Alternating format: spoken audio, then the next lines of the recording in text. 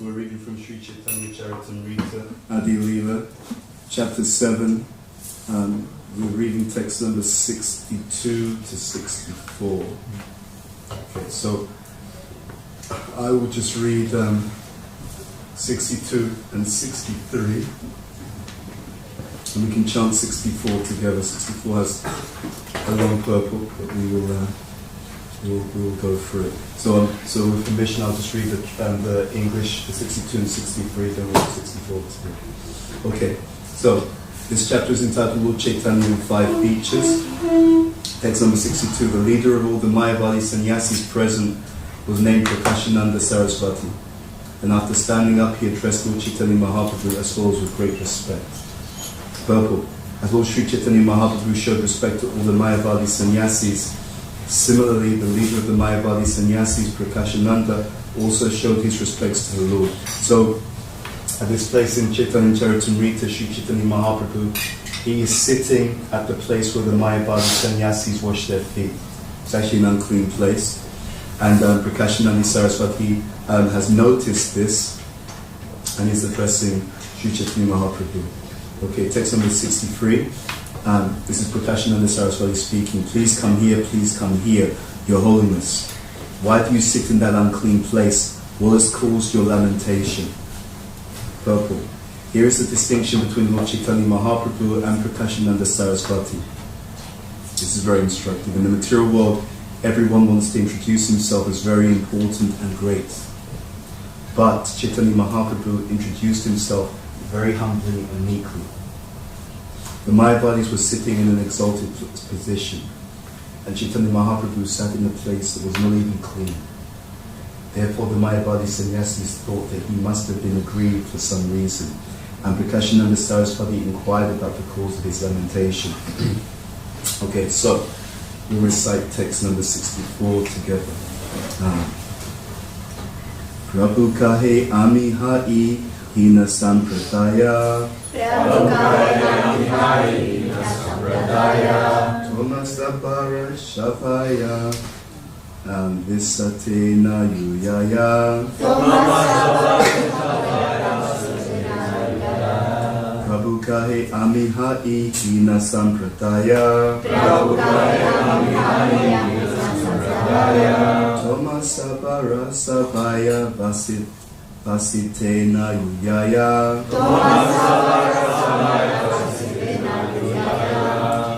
Prabhu kahe. The Lord replied.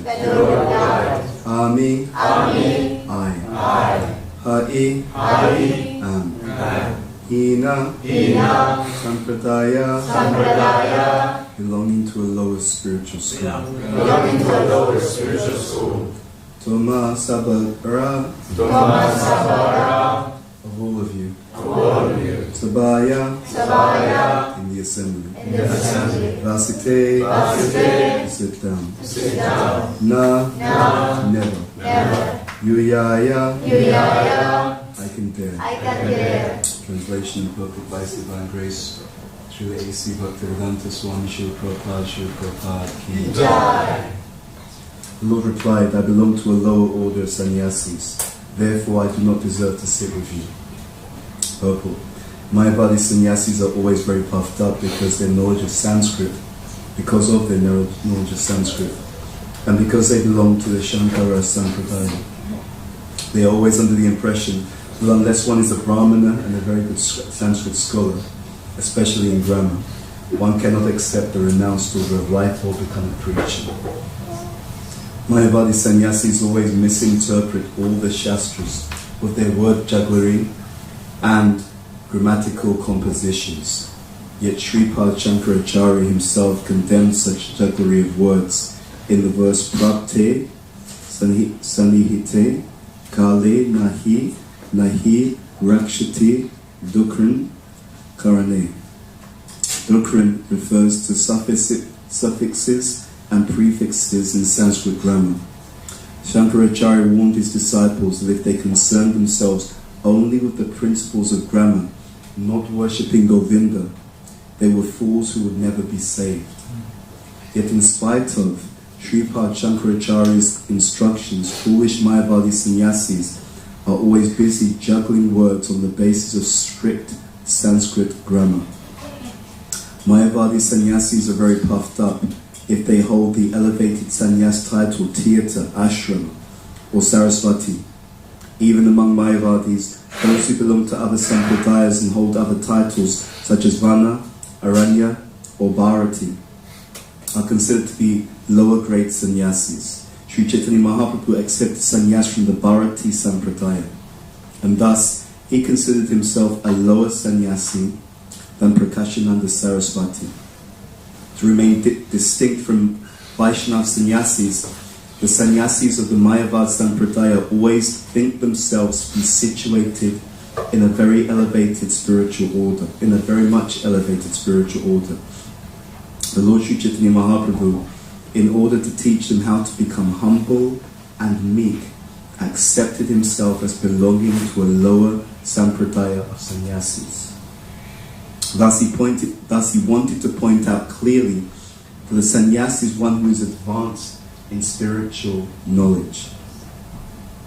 One who is advanced in spiritual knowledge should be accepted as occupying a better position than those who lack such knowledge. The Mayavadi Sampradaya sannyasis are generally known as Vedantis, as if Vedanta were their monopoly. Actually, however, Vedanti refers to a person who actually knows, who perfectly knows Krishna. As confirmed in the Bhagavad Gita 15:15, Vedescha sarve aham eva vedyaha. By all the Vedas, it is Krishna who is to be known. The so-called Mayavadi Vedantists do not know who Krishna is. Therefore, their title of Vedanti or knower of Vedanta philosophy is simply a pretension. Mayavadi sannyasis always think themselves as real sannyasis and consider sannyasis of the Vaishnava order to be brahmacharis. A brahmachari is supposed to engage in the service of a sannyasi and accept him as his guru. Mayavadi sannyasis therefore declare themselves to be not only gurus but jagat gurus, or the spiritual masters of the entire world, although of course they cannot see the entire world. Sometimes they dress gorgeously and travel on the backs of elephants in processions, and thus they are always puffed up, accepting themselves as Jagat Gurus. Srila Rupa Goswami, however, has explained that Jagat Guru properly refers to one who is the control of his tongue, mind, words, belly, genitals, and anger. Such a Jagat Guru is completely fit to make disciples all over the world. Due to false prestige, Mayavadi sannyasis who do not have these qualifications sometimes harass and blaspheme a Vaishnava sannyasi who humbly engages in the service of the Lord. So, a very rich purport by His Divine Grace Srila Prabhupada, also Mangalacharya. And then we can discuss something about this particular pastime. This is a very very deep and beautiful pastime. And again, it's very, very touching. The Supreme Personality of Godhead, Sri Chaitanya Mahaprabhu, he is in the association of the Mayavadi sannyasis. That in itself is something very special. Why? Because Mayavadi Krishna Aparati. By definition, it is understood that the Mayavadi sannyasis, they are offensive to Krishna. They are offensive to Krishna. But at the same time, as much as they are offensive to Krishna, Krishna has decided to come and liberate them. And how has he come to liberate them? He's taken this very beautiful, humble position. They're thinking themselves very, very exalted, very, very important, very, very special. And instead of coming in and smashing them, which he could have done, he's completely the all-powerful Supreme Personality of Godhead.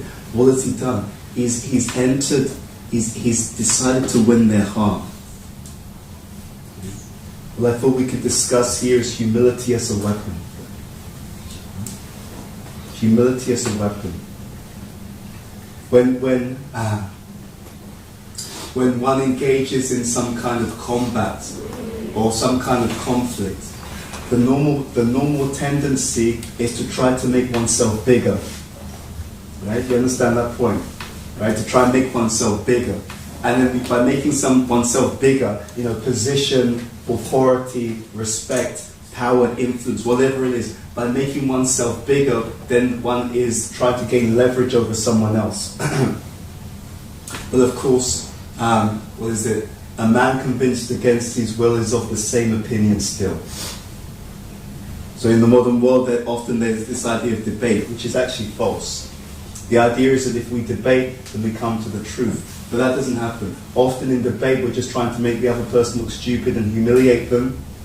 And in that way, we don't change their mind. In fact, they become even more entrenched in their position. Sri Chaitanya Mahaprabhu is giving a different strategy here.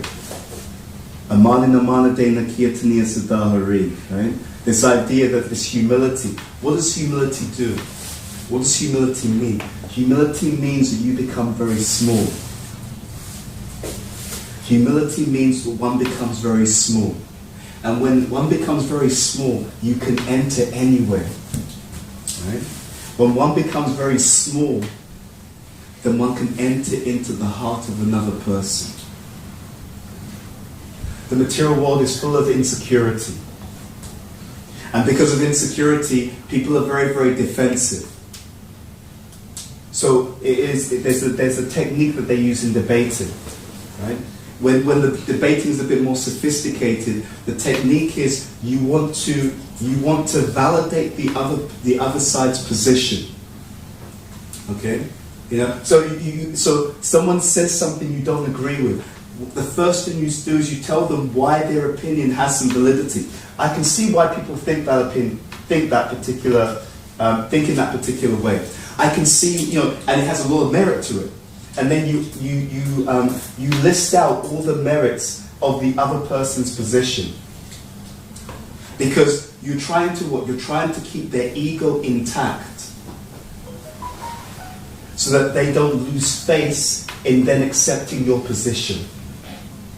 Right? If you just humiliate the person, then they just feel offended, and under no circumstances am I going to accept whatever you have to say. So, this point, the Supreme Personality of Godhead is just so humble, and that humility is so attractive, isn't it? Isn't it such a beautiful aspect of our Krishna conscious culture? The more elevated someone actually is in reality, the more that they will display this humility. It's a very, very beautiful thing. The more advanced the devotee is, the more humble the devotee is. And therefore, it's actually a facility of the Lord. And therefore, it's far more easy to accept their own example and their own teachings, which are meant for the benefit of everyone. It's a very, very beautiful culture. And you can contrast this to the material culture. In the material culture, the more that someone is accomplished, the tendency is to be more and more puffed up. The tendency is to be more and more on an ego trip, and the tendency is to want to lord it over other people more and more. So we can see how the spiritual paradigm is diametrically opposed to the material paradigm. Prabhupada was, I think it was actually a nudist colony. Right? There were actually people with like some hippie thing, and they were all naked. And one person approached Prabhupada, and they said to Prabhupada, or they mentioned his name, they said, "I am God." That's what they said. I am God. Prabhupada bowed down, paid the obeisances, and said, "Please accept my humble obeisances." Very, very beautiful. Very, very beautiful. Very, very touching. Very, very compassionate. But just following in the wonderful example of the Lord Himself, Prabhupada, this humility that he had was so attractive that it would literally draw people to him. Because they could actually feel that in contrast to the materially conditioned living entities, here is a person who has no other agenda besides my well-being. It is very interesting that Prabhupada explains in one purport in relation to this pastime, but this exact instance, this is so instructive. When Prakashananda Saraswati when he approaches Sri Chaitanya Mahaprabhu, in this particular way, with this humility, this is where he gets his Agyata Sukriti. Because he unconsciously did this sincere service to the Lord with no agenda. There's nothing else, no other agenda. Prior to this, the Lord has manifested his effulgence. So it is said that his effulgence is bright like millions of suns. So all the Mayavadi sannyasis, they're thinking, who is this young sannyasi? And they're all attracted. They're all attracted. They have all had darshan. That's also Agyata Sukriti. And then Prakashananda Saraswati, as he's saying here, please come over. Why are you sitting here where everyone just washes their feet? This is not even a clean area. And it's because of that unconscious devotional service that when Sri Chaitanya Mahaprabhu will later preach the Prakashananda Saraswati, he will have the intelligence to actually understand. So this is very instructive. There are actually two types of intelligence. One type of intelligence is material. That actually has nothing to do with devotional service. It's not important for devotional service. It's not needed to understand the truths of the Shastra and the truths of Krishna consciousness. But the other type of intelligence, the spiritual intelligence, it is absolutely essential for the understanding of the truths of Krishna consciousness. And how do we know that someone is intelligent? Right? It is very interesting. In Bhagavatam, in the 11th canto, that famous verse which is talking about the Sankirtan Yajna, it says that those who are sumedashana, su means very, highly, most. Those who are sumedashana, those who are most intelligent, they will engage in the Sankirtan Yajna. Very, very clear understanding that intelligence means devotion. The more intelligent a devotee is, the more pure their devotional service is. The two things are inextricably linked. You see? Because that is the only goal of life. And that is the only thing that actually leads to any real contentment. Mixed devotional service, conditioned devotional service is a sign of unintelligence. Because it is like an individual who wants one thing and does something else. Right? I want to be truly happy, but I'm engaged in activities that can never bring me true happiness. It's a sign of unintelligence. It's a kind of an insanity. So Prakashananda Saraswati has engaged in this devotional service for Sri Chaitanya Mahaprabhu, and therefore he has accrued the ability to understand the message. This is very, very instructive for us. It is not a question of just technique that allows someone to understand the message of Sri Chaitanya Mahaprabhu. It is actually mercy which allows someone to understand the message. So we are involved in doing two things. In this Sankirtan Yajna, we are both directly bringing people to Krishna consciousness, right? Who actually take on the identity and the practices of Krishna consciousness. So that's one thing. The other thing that we're doing is we're planting seeds. We're giving that Agyata Sukriti and that Sukriti so that when the same individual meets a devotee at some other stage, he or she will have already accrued sufficient quality, sufficient credit, but now when I hear the message, now it makes sense. So it's the indirect and it's the direct. Both things are going on at the same time. Now it is therefore very instructive that we have some credit to give. It's just like someone claims that they want to study medicine, or someone claims that they want to be a doctor. I want to save people's lives, I want to treat diseases, I want to free people from those states of bad health. Okay, but there's also something that has to be accrued in order to make that desire a reality. And that which has to be accrued is sufficient understanding and knowledge.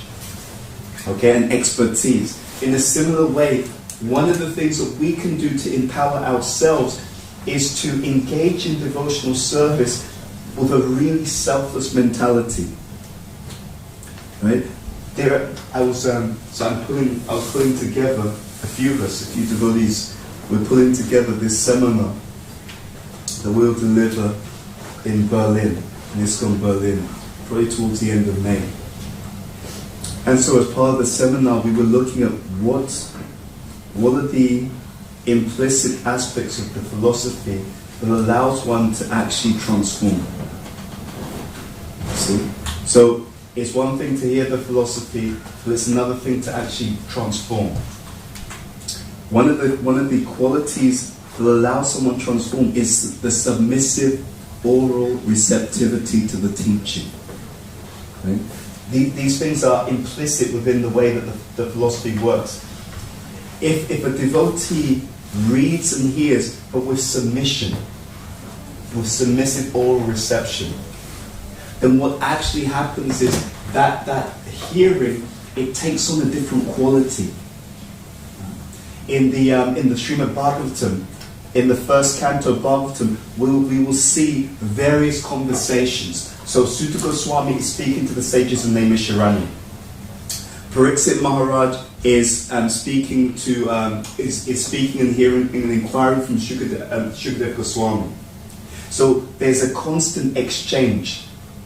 And it's explained that this is giving the understanding of what we call adhikari tattva. What is the methodology for receiving the message of the Bhagavatam? Or we can say the message of Krishna consciousness. Okay? And so it is said that one has to be shushruta and kriti bihir. One has to hear with rapt attention, with respect for the speaker. So one is hearing from the proper speaker, and one is also hearing with the proper mentality.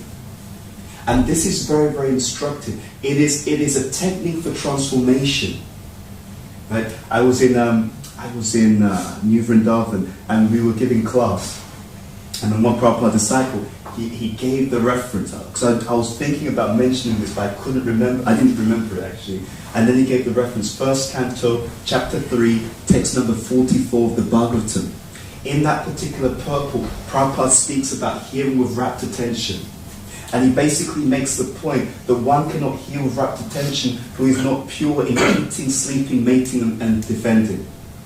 So what is Prabhupada doing? He's saying that our lifestyle affects our ability for submissive oral reception.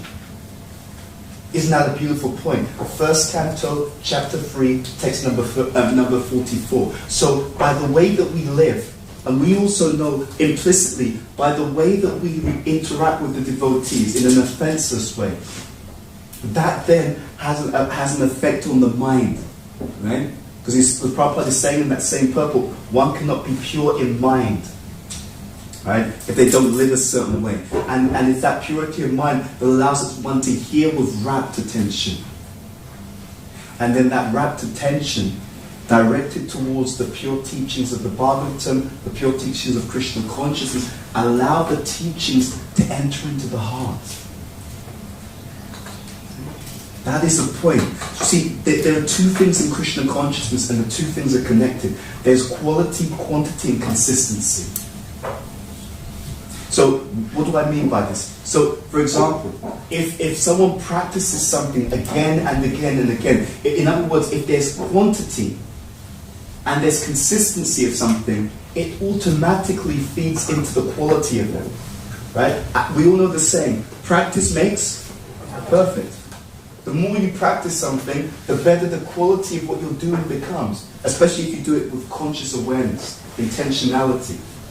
So, quality, quantity, consistency. And therefore, what does the Bhagavatam say? Nasta prayeshu abhadreshu nityam bhagavata sevaya.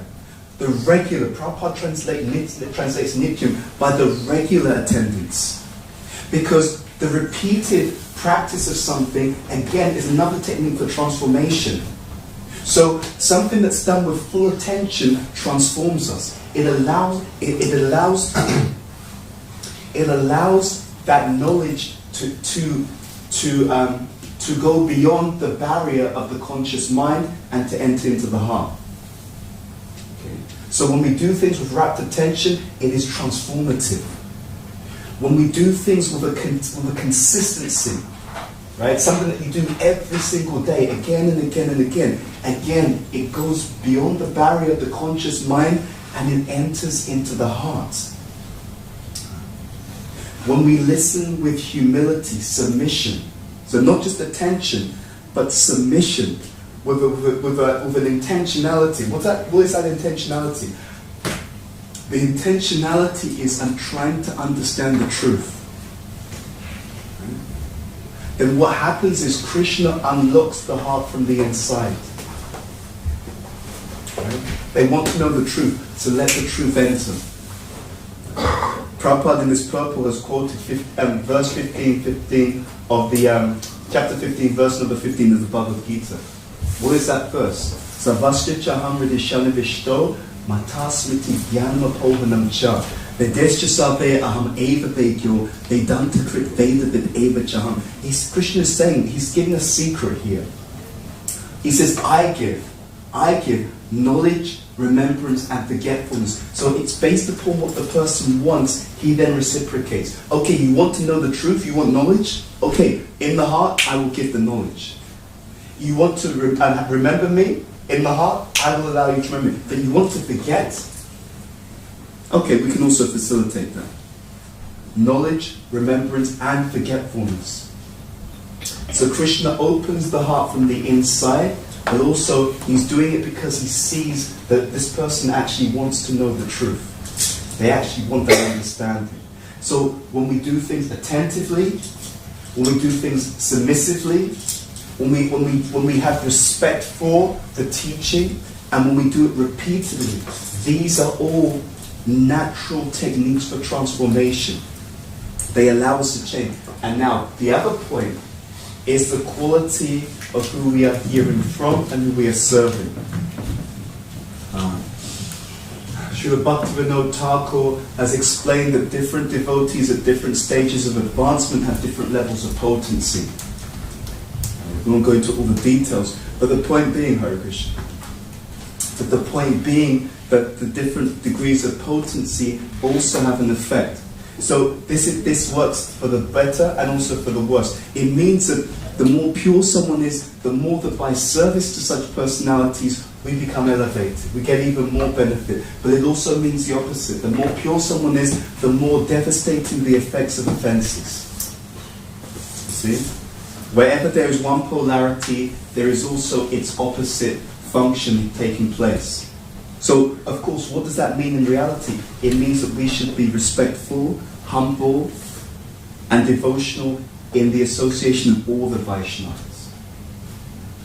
And in that way, whatever every single devotee has to offer, we will be able to receive. That is the beauty of this process. That is why we have this mood. And this is being exhibited by the Supreme Personality of Godhead himself. He shows by example what it means to be humble. And of course, in the same teachings that Sri Chaitanya Mahaprabhu gives, he doesn't just show what it means to be humble, he shows the prayojana of humility. If someone is humble, let's be honest, it doesn't sound attractive often. Like someone says you should be humble, it's like, really? Like, why? Right? I mean, what's going to happen to me if I do this humility? First of all, it's due to a lack of understanding about what real humility means. Real humility is a description of reality. Because we are mamai vamso jiva loke, jiva bhuta sanatana, manashishtanindriyani prakritishtani kachti. We are very small. It's not a question of a belief system. That's a fact. We're very, very tiny. So that's a description of reality. So first of all, someone who attunes like that, it actually makes everything in the life of a devotee easier. All of our troubles come from this ignorance. What does ignorance mean? It means I'm unrealistic. Right? I can do it. I can overcome everything. You're tiny. How are you going to do that? How is that possible? We need help. That's the whole point. So if someone understands I'm tiny, and this Devyesha Gunamai, Mama Maya Duratiya, and I'm in a place where the material energy is extremely powerful and easily overwhelms me. If we understand just these two things, then what's the natural conclusion? The natural conclusion is I will take shelter. I need help, I'm going to take shelter. At a certain level of spiritual advancement, one understands that the only way to move forward in life is to take shelter. In the face of overwhelming odds and an extremely powerful material energy, the only solution is to take shelter. Now the question is, who to take shelter of? Because some people will take shelter of drugs, alcohol, so many things.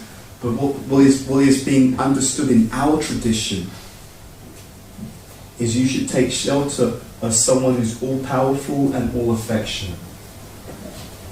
That's a healthy idea, right? Right? You need to take shelter of someone. They better be powerful, because if they're not powerful, then what's the point of taking shelter of them, right? You know, if they're less powerful than you, why take shelter? Right? If they can't do as much as you can do, why take shelter? It wouldn't make any sense. Now, the other thing is, what if they were all powerful, but they weren't all affectionate? Right? What happens? Let's say you take shelter of someone who's more powerful than you and doesn't have your best interests at heart. What's that going to lead to? Exploitation. You're going to be in real trouble. Right? That's the whole point. So they have to have these qualities. They have to be more powerful than you and all affectionate. That is the definition of the Supreme Personality of Godhead. That's the point. He has the ability, the competence to protect. And he has the willingness, the desire, the capacity to actually protect as well. Right? He wants to love and he can love. That's the point. So everything that we're doing in our teaching is to deeply take shelter. But there is an obstacle. And the obstacle is hidden beneath our level of conscious awareness. That's the point. So on the one hand, you ask the devotees, do you want to surrender? Everyone will give you the right answers. But the ability to actually do it is something else. And that's where the purification comes in. Because we actually, ladies and gentlemen, we have two narratives. We have a narrative of the head and a narrative of the heart. When we recite the prayers, the Shikshashikam prayer, it is talking about, removing the dust that has been accumulated for years. Right? The dust that is accumulated for years, that means anarthas, ahankara, impurities. We have a narrative of the head and a narrative of the heart. The heart has become polluted with so many material concepts. So even when we accept on the conscious level the philosophy of Krishna consciousness, we're also in a war, in a struggle with the previous narratives that have become embedded deep within the heart. And that is where the expert application of the philosophy, the attentive application of the philosophy, the repeated application of the philosophy, with conscious awareness, that is where it becomes so important, because what we're doing is we're cleaning something that's beneath our conscious level of awareness.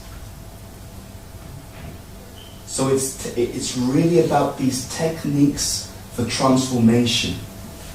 That is why when it talks about attentive sadhana, attentive service, all of these things, it's not just a nice to have, it is an essential factor if we want to experience and taste transformation. You see, it is said that when,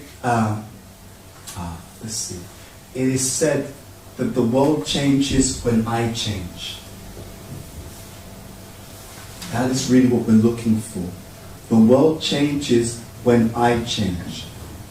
So in the hidden chambers of the heart, we have these counter-narratives.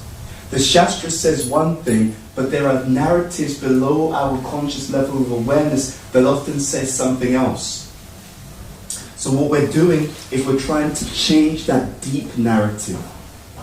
Therefore, Krishna consciousness is deep work, because it takes deep work to transform deep narratives. But the most amazing thing that we should always remember is in doing that type of work, ladies and gentlemen, it is deeply rewarding.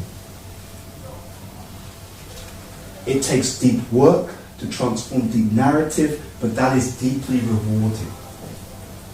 We should, if we want to have a blissful bhakti, and if we want to have a type of devotion where we can taste and experience all kinds of exhilarating spiritual tastes, spiritual reciprocation with the Lord and His pure devotees, it is the only game in town. So again, we want to really draw your attention to this point. We're not doing bhakti. We're trying to do Tivrena bhakti, intense bhakti, attentive bhakti, intentional bhakti. Because every time you do that, you're changing something very, very deep within you. And that deep change, it will become, that deep change, it will surprise you. This is the beauty of it. There's two things that happen in the association of devotees. One is we are given a mirror which allows us to see the hidden narrative. Because, and this is why association of devotees is an absolute must. Because it is in the association of devotees that the way we interact will actually indicate to another devotee who's around us, oh right, the way you're interacting shows that you've got this deep subtext, this deep narrative going on that you're not aware of. You see, they will see something in us that we don't pick up in ourselves, and they're going to make it known to us. Prabhu, have you noticed you tend to do this? Or Prabhu, have you noticed that you have this habit? Or Prabhu, did you notice that you tend to speak like this, or you tend to neglect this? And it will be those things which are outside of our conscious awareness. They're the blind spots. But the blind spots, they're our blind spots, but they're not the blind spot of our association. You see? So someone can see our blind spots just as we can see their blind spots. But they can't see their own blind spots, and we can't see our own blind spots. Or listen, we can't see them so easily. So the association of devotees is absolutely essential for that particular purpose. But the association of devotees is also essential for us to see how we're transforming. Because it is in the association of devotees that the things which previously caused us to be disturbed and to be triggered, that we see that the same devotee doing the same thing, suddenly we think, oh, you know what, it's not such a big deal. Whoa, how did that happen? Before, I used to be so annoyed by this person's behavior. Now I take it very, very differently. That means that the process is working on you somewhere very, very deep in your heart. That's what we're looking for. And that type of experience, it then becomes a further impetus. Wow, this stuff actually works. Wow. Prabhupada said this. He was telling the truth. Wow, it's amazing. Right? It becomes a further impetus, and we just want more. If I do this properly, I can become a completely transformed individual. Wow. Isn't that incredible? The world changes when I change. We tend to think that the reason why I'm disturbed is because of what's going on externally, what someone is doing, what someone isn't doing. That's Maya. It's not true. Yes, people do behave badly, don't get me wrong. But why does it have such an effect upon me? It's because of these hidden narratives. If we're honest and courageous, then we can even take the times that we get disturbed by other people and we can trace it back. If we're courageous and honest, okay, why am I disturbed by this? What does it say about the narrative within me? we mentioned this in the previous class. In our movement, there's two Bhagavad Gitas. There's Bhagavad Gita as it is and Bhagavad Gita as I am. That's the truth. You have a Bhagavad Gita in your heart. Okay? And the day that someone goes back to Godhead is when the Bhagavad Gita as it is also the Bhagavad Gita as I am. That's what we're looking for. We want the Bhagavad Gita, the Srimad Bhagavatam, the Chaitanya Charitamrita, we want it to enter into the heart. We want this narrative to be here. Right? What is this narrative? Krishna's the Supreme Personality of God. We want that narrative deep within the heart. What is this narrative? But actually, I'm a tiny part and parcel, so there's no reason to be offended by anyone. Right? Someone says, Prabhu, you're like this, you're like that. You can just turn around and say, don't worry, I'm a lot worse than you realize, right?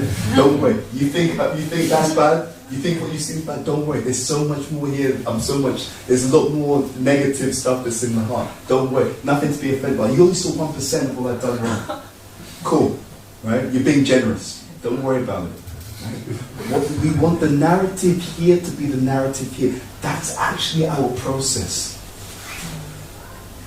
So everything about the lifestyle and everything about our practice that allows this to go inside, that's what's going to make you really happy, and that's what's going to make you excel in this Krishna consciousness. That will be your excel into ecstasy.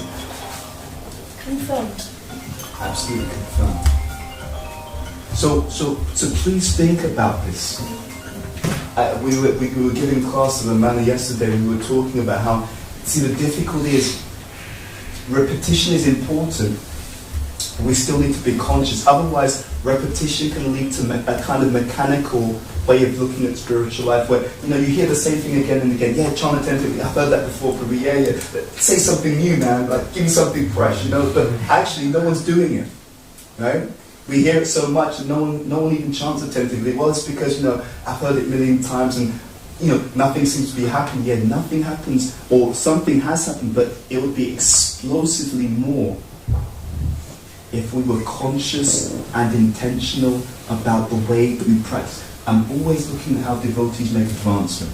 I'm always trying to figure out, what's this person doing, right? That's working with. And you'll see there are certain key things that you'll see consistently in the devotees who are doing really, really well. And one of them is they're conscious and intentional, not just about their Krishna consciousness in general, but particularly about the way that they practice.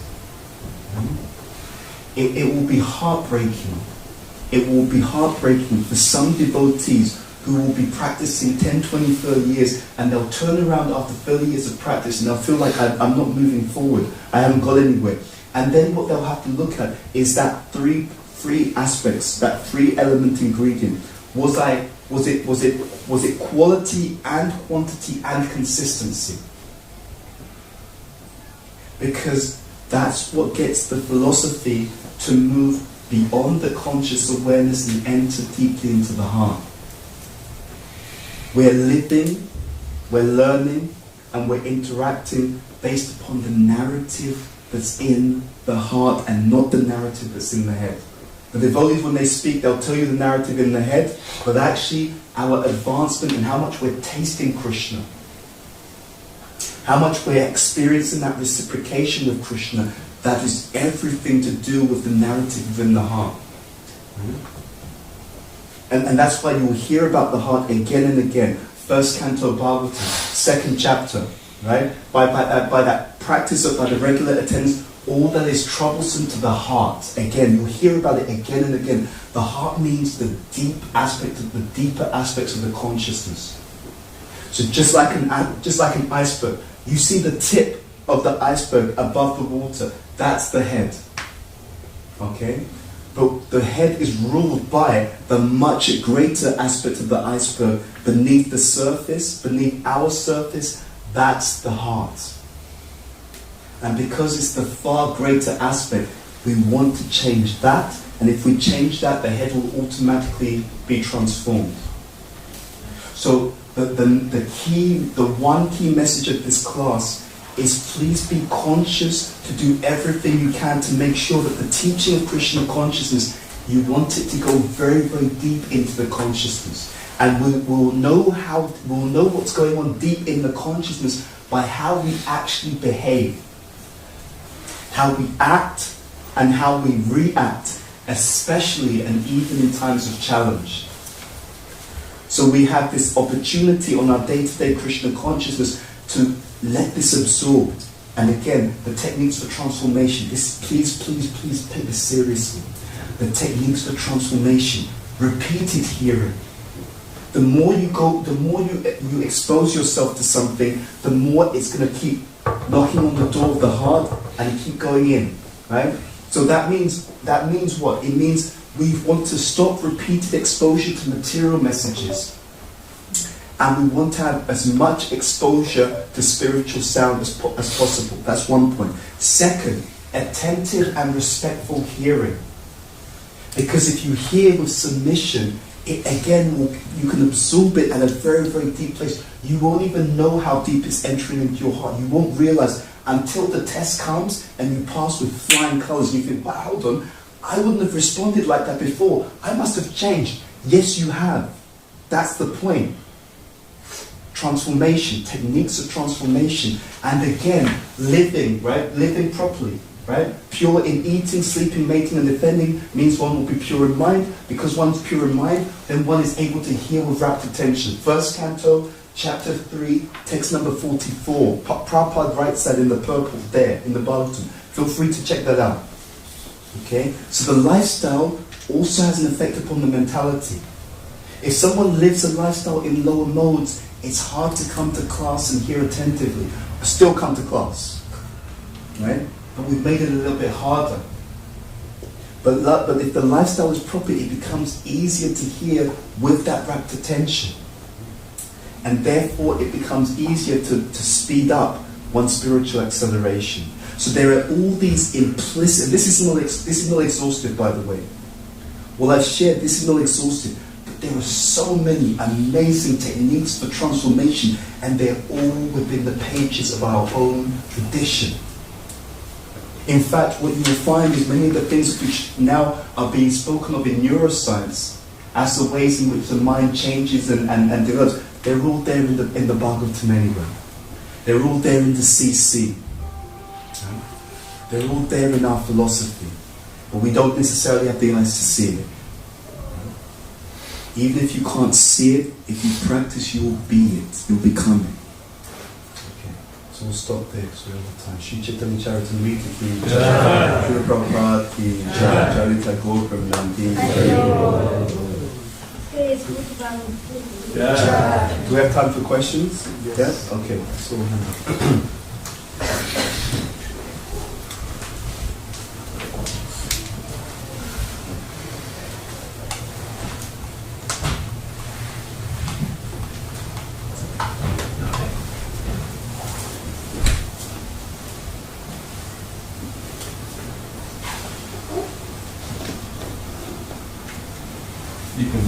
Hare Krishna. Thank you so much for the amazing class. thank you for coming.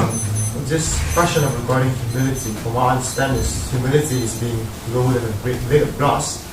At the same time, how do you reduce the tendency of thinking yourself like trash, like beating yourself? Like how do you find a fine line between them? Yeah, that's what we actually worked. That's the seminar that I was working on some devotees yesterday. So what you should understand, and this is really important. When I said that we have Bhagavad Gita as it is and Bhagavad Gita as I am, because we're conditioned, there's a strong tendency to project our own conditioned nature onto the scriptures. Okay? That is why we have to hear in the association to get the proper understanding. Excuse me. One way in which we project our own conditioned nature onto the scripture is by the fact that when we hear statements from the acharyas about being lower than the blade of grass, etc., and there are many scriptures and many statements like that, we don't understand that that the proper understanding of those statements either explicitly or implicitly also includes Krishna and his love. And I'll explain what I mean by that. It's like this.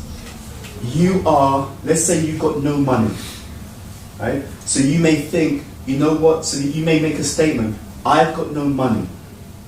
I've got absolutely no money. I've got no wealth. I've got no funds.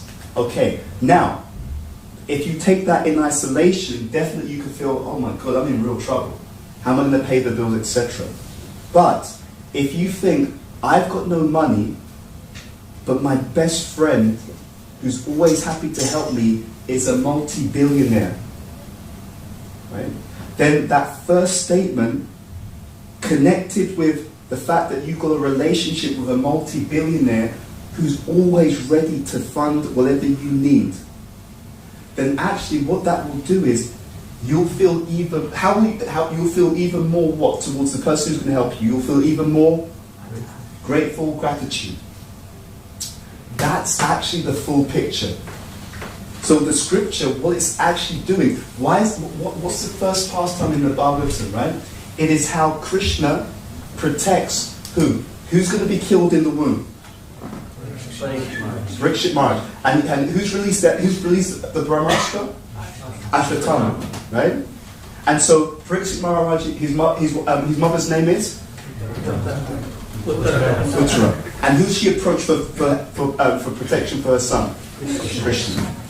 So the first thing you see in the Bhagavatam is how Krishna protects his devotees. That's the first thing that you see in the Bhagavatam. Uttara asking Krishna, Ashwatthama's releases Brahmastra, he can't even return it.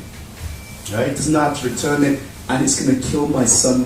And she said to Krishna, I don't mind about myself, but please don't allow my son to die. And Krishna's able, willing, and immediately ready to protect Parikshit Maharaj.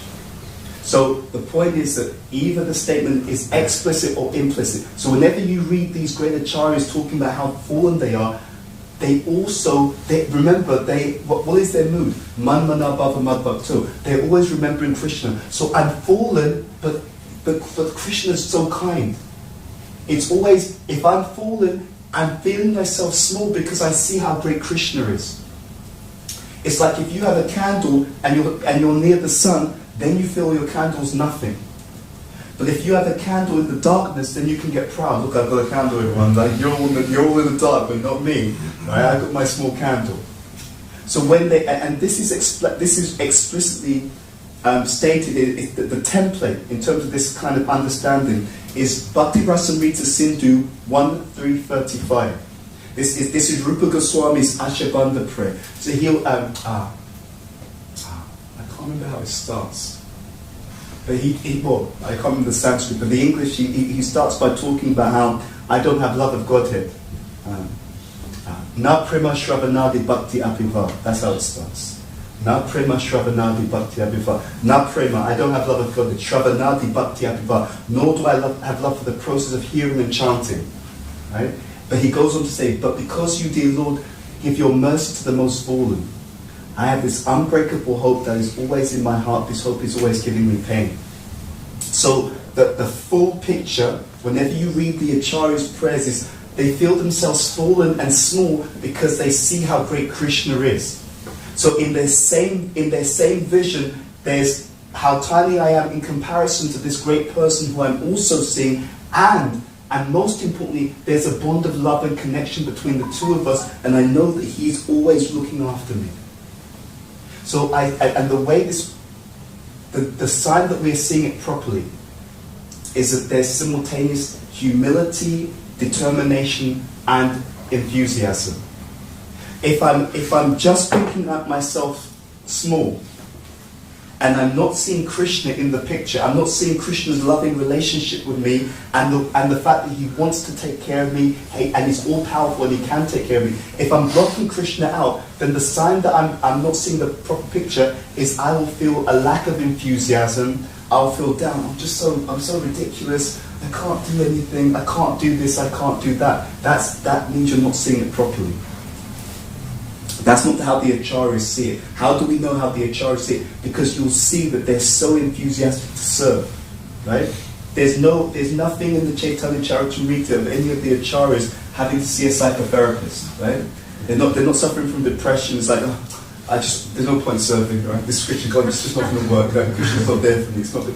None of that. That's not going on. As much as they feel themselves to be fallen, you see a great enthusiasm to serve, a great compassion to serve, a great gratitude towards Krishna, a great excitement about Krishna's love, a great willingness and excitement about talking about Krishna, how great he is, how we can serve him, how we can offer something to him. You see? So that's the proper humility, that's spiritual humility. It's always present with a mood of excitement and enthusiasm to serve. Does that answer your question? Thank you so much. Answered very well. Thank you. Hare Krishna. Thank you for such a nice lecture. I have a question regarding devotee association. You mentioned that they reflect back to you the blind spots that you have. Yeah. Yeah. But I had the experience recently that there's if you don't like, the relationship is very important, first of all, because sometimes people can be very afraid to tell you the truth because it seems like you're so distant that they can't really say that to you. Even afraid of offending. Yes. Yeah. So, how would you? Do you have any pointers on that? Yeah. That's a whole seminar, but I'll just give you maybe one or two highlights.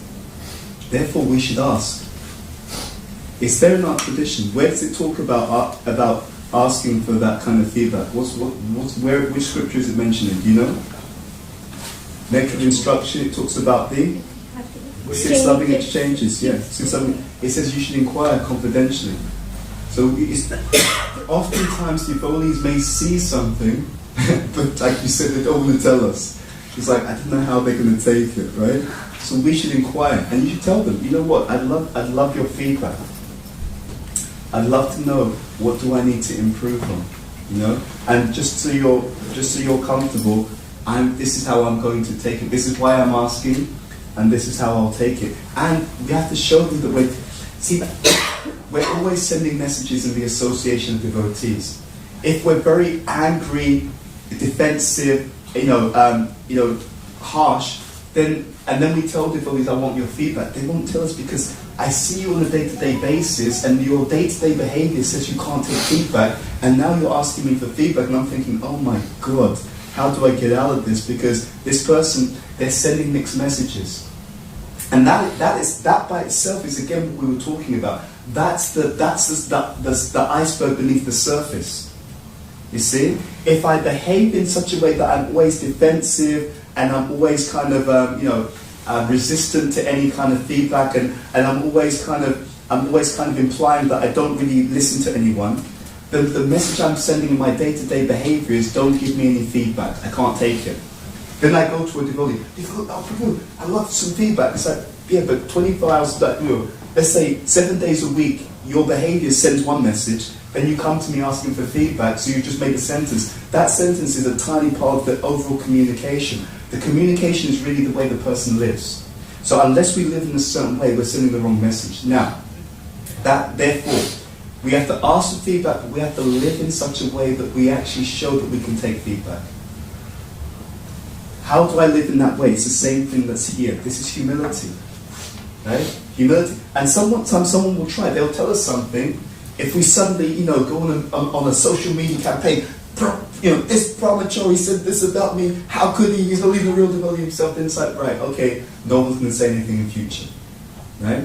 But if we say, Prabhu, now look, let's be very clear. It's not that we have to blindly accept feedback also. Meaning that it's not that we should be sentimental. You're meant to get a proper understanding. What we're trying to understand is what's true. What is the truth? But we need to bear in mind that even if someone says something that we think is wrong, but they genuinely think that, and other devotees all genuinely think that or perceive the same thing, we have to really look at that. So one thing that I do, which I find incredibly useful, is look for themes. You see? So one devotee said something to you, you weren't sure, because this devotee sometimes he's a little bit on the kind of like, you know, on the dark side of the force, let's say, right? He's got a bit of an agenda. Okay, but he said it. I'll take it on board because still Krishna's allowing me to hear that feedback. There's no accidents. Maybe or maybe not accurate. Maybe some other, you know, agenda. But we'll take it on board. I'll consider it as one data point. Now I go back to my friends who I spend all my time and say, look, tell me the truth now. Like this Prabhu said that I'm a bit like this. What do you think? Well, you know, I didn't really want to say anything, but since you mentioned it, like I also think that sometimes you're a bit like that. Okay. Now the evidence is building up that maybe there's something to this. Maybe I'm just not aware. We shouldn't worry about we shouldn't hide from this stuff. You know what actually happens when you get honest feedback, which helps you to understand. It's actually a way of expanding the consciousness, because what happens is what was previously part of your unconscious has now become more part of your conscious awareness. Oh right, now I'm aware that I've got this habit. Wow, you're actually becoming more conscious. There's less of that stuff which is beneath the level of your conscious awareness. More of it's actually now above the surface, so you can consciously do something about it. Wow, what a gift. Right? So, my key point to your question is there's two narratives. There's the way that we live on a day-to-day basis, right? That sends a message, and people are picking that up. They're picking it up consciously, they're picking it up unconsciously, right? Okay, this person, they can't take feedback, right? Someone gave them some advice, they just immediately started shutting them down, telling them, well, what about you? You're like this. Okay, got it. You can't take feedback. So when the person asks me, great, right? Now, of course, there are some devotees, they've got the nature where this person can't take feedback. Right, so number one agenda item, make sure I give that person as much feedback as possible, right? So some people like a challenge, okay? Some devotees like that. But ultimately, we want to know that, we just want to know the truth. Yeah, there's a saying sometimes where the truth shall set you free. Honestly speaking, an intelligent and wise devotee would go actively looking for the truth, because it will get you, it will cause you to pass every single test. Right? Krishna's so kind that he gives us the free will. His whole thing is, dude, if you really want to know, I can give you all the answers to all the exams you're going to have to sit in this lifetime. Easily, I can give you all the answers. But it's a question of, do you want the answers? Right? If you don't want the answers, no problem. Then you just have to work it out and get there in your own time. But if you go looking for it, I've got a test in 2 weeks' time. What's the answer? The devotee will be able to tell you, one thing you need to work on is this. You go to someone else, I've got a test in a month's time. What's the answer? Yeah, actually, between you and I did that test 2 weeks ago.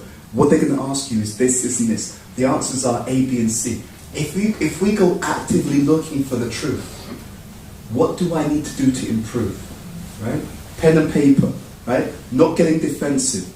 This is why I'm asking. If you tell me, I'll take it. You know, and if we're a bit sensitive, we just be honest. Like, no, I'm a little bit sensitive, so if you could say it in a nice way, I'd really appreciate that. You know, or maybe if you feel that you can't tell me, tell my friend, right? And then they can get the feedback, and then they can actually come and tell me, right? Between you and I, right? This is. The devotees actually think that, you know, the glow-in-the-dark sari is not working. You know, like that. They just give you the honest feedback. So we can find, but Krishna is so kind. If you want to know the answers, he can. There's so many things that he can reveal to us. You know, and that's our tradition. That's mentioned in the Bhagavad Gita 4:34. It says for guru, but it should be done with devotees in general as well. We inquire submissively. We approach, we render service, we inquire submissively. And in that purport to 434, Prabhupada makes a real point. It says absurd inquiries, right, and blind following both are condemned. So devotees think that just applies to guru. Wrong. Wrong. Absurd inquiries in the association of devotees condemned. Blind following in the association of devotees also condemned. Right?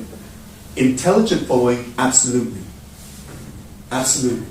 So following on the basis of Guru Sadhu Shastra, absolutely. Inquiring, because look, so let's be honest, right now the way that the movement is, how often is your guru in your association? So if you're going to wait till your guru pops in for a visit before you actually inquire, what's going to happen? There's devotees that you interact with on a day-to-day basis. They can all see things about us. They think, oh, that's good, or you know, maybe you could improve it here or there, and it's just a question of asking, but also showing them that if you tell me the truth, I won't be offended. Right? And then Krishna, he will often speak through the devotees, and he can reveal so many amazing things. It's not a bad thing to know where we can improve, and also the devotees will give us encouragement. You know? So there's so much opportunity. The association devotees, it's like being in a gold mine. It's just rich. There's so much there. It's a question of taking advantage. Does that answer your question? Yeah, it does. Okay. I think we'll have to stop there as well with the time. Anyway, Sri Chaitanya Charitamrita ki jai, Srila Prabhupada ki jai, Jani Tagore Premanandi.